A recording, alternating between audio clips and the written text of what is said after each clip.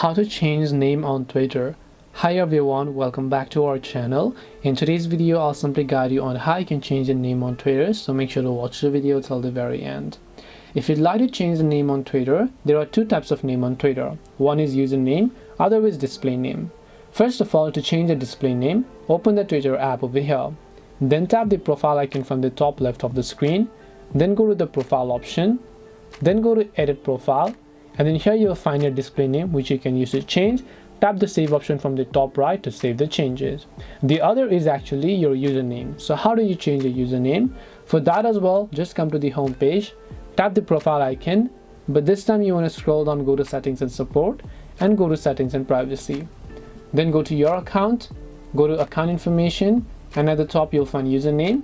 All you have to do is simply make sure to enter the new name that you want to change to.